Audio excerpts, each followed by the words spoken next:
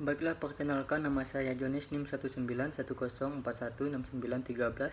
kelas A2 Pagi Manajemen, mata kuliah Perilaku Organisasi, dosen Adi Mursalin SEMM. Baiklah, di sini saya akan membacakan ringkasan saya pada bab 5, motivasi kerja.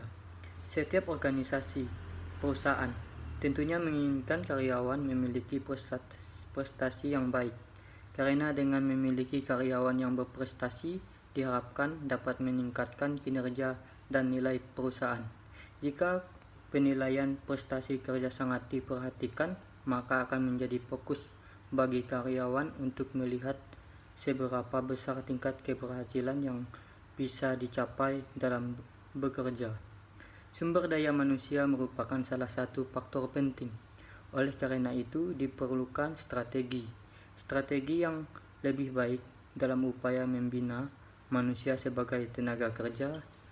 Aldi N. Susanti, 2015. Untuk mencapai prestasi kerja yang baik, unsur yang paling dominan adalah sumber daya manusia.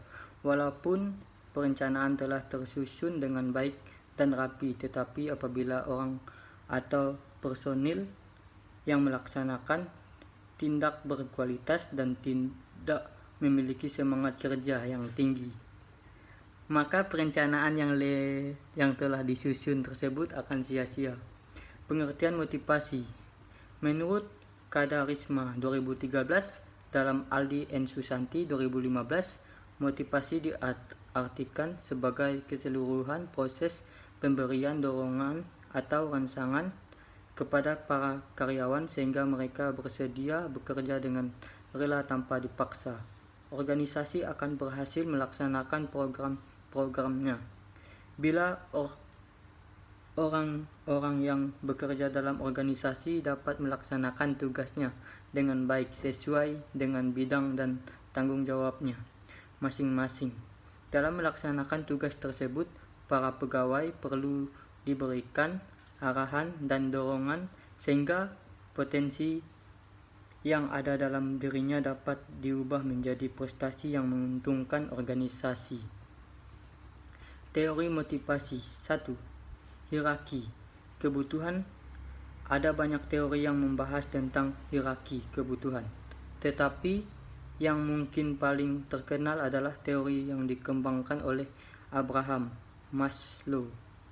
Teori hierarki kebutuhan, hierarchy of needs theory. Dari Maslow mengemukakan bahwa seseorang dimotivasi oleh beberapa tingkatan kebutuhan yang tersusun berdasarkan kepentingannya. A. Kebutuhan fisiologis. Kebutuhan fisiologis adalah semua kebutuhan dasar fisik manusia termasuk makanan, air, dan oksigen. Jika direfleksikan dalam ruang lingkup perusahaan, hal ini termasuk kebutuhan seperti kenyamanan, suhu udara di tempat kerja, dan gaji minimum yang mencukupi untuk kebutuhan pokok. B. Kebutuhan akan rasa aman. Kebutuhan akan rasa aman mencakup semua kebutuhan terhadap lingkungan yang aman dan terlindung, baik secara fisik maupun emosi, serta bebas dari ancaman termasuk lingkungan yang tertib dan kemerdekaan dari tindakan kekerasan. Dalam lingkup dunia kerja, kebutuhan ini direfleksikan menjadi keamanan kerja, pungutan liar, dan jenis pekerjaan yang aman. Rancangan pekerjaan untuk motivasi sebuah pekerjaan dalam suatu organisasi adalah sebuah unit kerja di mana seseorang pekerjaan dituntut bertanggung jawab atas pelaksanaannya. Manajer harus tahu aspek ada dari suatu pekerjaan yang dapat memberi motivasi sebagai dia harus tahu bagaimana untuk mengganti kerugian atas tugas rutin yang hanya memberi sedikit kepuasan. Rancangan pekerjaan, job design, adalah aplikasi dari teori motivasi pada struktur kerja untuk meningkatkan produktivitas dan kepuasan.